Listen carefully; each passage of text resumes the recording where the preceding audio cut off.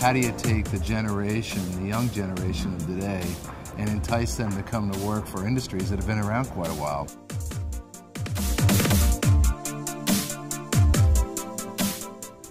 This is Whitney Brown, and today we're here in Chicago at UI Labs for a Hanover Meza event, and we're talking with Greg Schei of ABB.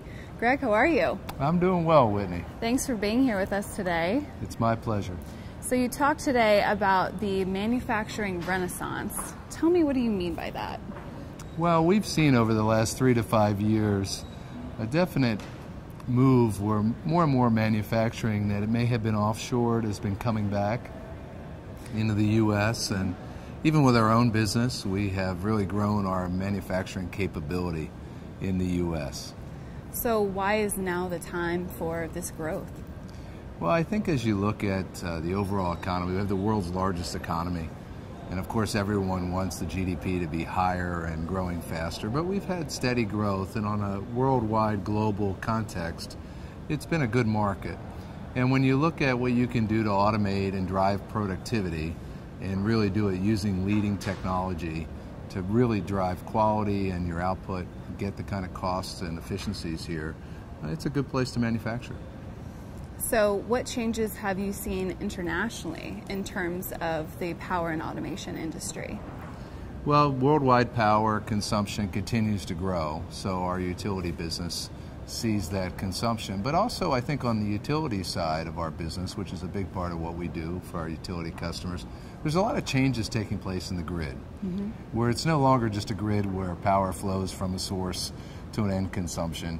You have a lot of distributed generation going on, renewables, and a lot of digitalization of the grid, much like what's happened in factories, where the digital technology is being applied to manufacturing, it's also being applied to the grid.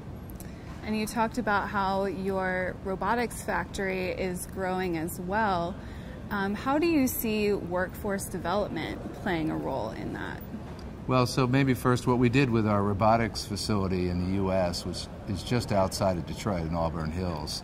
Is back a few months ago, we announced the expansion of that facility to bring in the first industrial-made robot in the U.S. Wow. So we're making, and of course we're a big player in robots, but we're making robots here to really serve our customers even better now with shorter lead times, faster throughput, and customization that's for the American market. You know, the workforce itself is something we've always been dealing with in terms of how do you take the generation, the young generation of today, and entice them to come to work for industries that have been around quite a while. Certainly technology is helping. The more and more our products become smarter, the more involved we are with having visualization, digital imaging, and modeling of production facilities. It certainly makes it even more exciting, but it's a great industry in terms of what we do. You can see it today in automation that's applied to automotive, food and beverage. We're in the oil and gas, chemical, metal making, paper making facilities. And these industries are great places where technology, whether it be electrical or mechanical or mechatronics, is really just a whole new field. Right, absolutely. And of course you always hope that we're going to see this growth continue, but what do you see maybe coming down the line that could be a hindrance to the growth, and how do you overcome it? Well, you always, in any times, you have certain cycles, and you have to look at what part of the cycle are you in.